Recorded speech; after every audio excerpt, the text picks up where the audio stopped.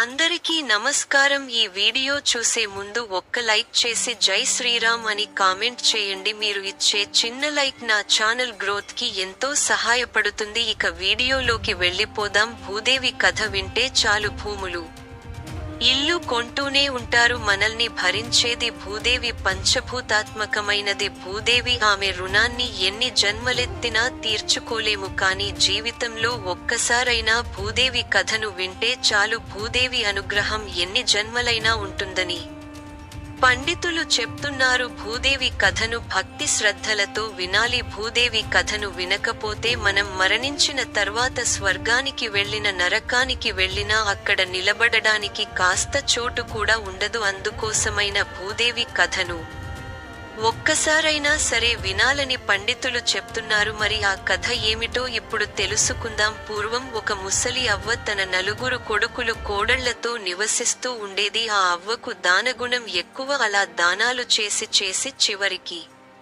తాను చాలా పేదరాలు అయింది. అయినప్పటికీ తన ఇంటి ముందుకు ఎవరు వచ్చినా ఏమీ లేదని చెప్పి పంపించేది కాదు. తనకు ఉన్న దానిలోనే ఎంతో కొంత దానం చేసేది. ఇది పెద్ద కోడలికి తప్ప మిగిలిన కోడళ్లకు నచ్చేది కాదు. అవ్వ పెద్ద కోడలికి అత్తగారంటే చాలా ఇష్టం. పెద్ద కోడలు కూడా అవ్వ ఏం దానం చేసినా ఒక్క మాట కూడా అనేది కాదు. చాలా మంచిది. ఇక అవ్వ విషయానికి వస్తే అవ్వ కూడా చాలా మంచిది. అందరి కోడళ్లను సమానంగా చూసేది. అయితే అవ్వ చేసే దాన ధర్మాల గురించి, పుణ్యకార్యాల గురించి నారదుడు ధర్మరాజుకు చెప్పాడు. నారదుడు ధర్మరాజుతో ఇలా అంటాడు: భూలోకంలో ఒక అవ్వ నీకు మించిన దాన ధర్మాలు చేస్తుంది. దాని కారణంగా ఆమెకు పదవిని ఇవ్వవలసిన పరిస్థితి రాబోతుంది అని పుల్లవేశాడు. నారదుడు ఆ మాటలు విన్న ధర్మరాజు, ఏంటి నాకన్నా అవ్వ ఎక్కువ దానధర్మాలు చేసిందా? ఎవరు ఆమె? ఆమె ఎవరో తెలుసుకోవాలి. ఆమె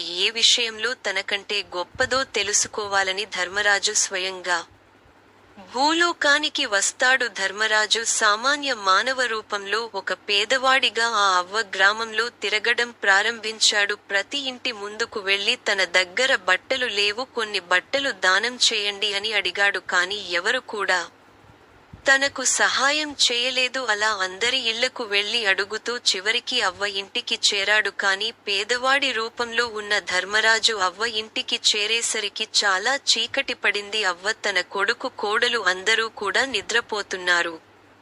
ఆ పేదవాడు అవ్వ ఇంటి ముందు నిలబడి ఇలా అంటాడు: అమ్మ, బయటకు రండి, చాలా చల్లగా ఉంది. బయట కప్పుకోవడానికి వస్త్రం ఏదైనా